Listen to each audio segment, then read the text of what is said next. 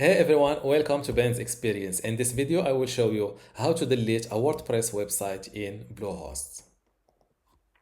I'm now inside my Bluehost account and to delete your WordPress website, go to Websites. This is the WordPress website I want to delete. First, let's view it live.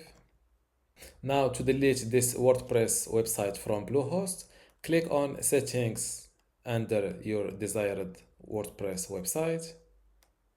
Then go to Settings and scroll down to the bottom. Now, next to remove WordPress entirely, click on Remove WordPress, confirm your selection and hit this Remove WordPress button.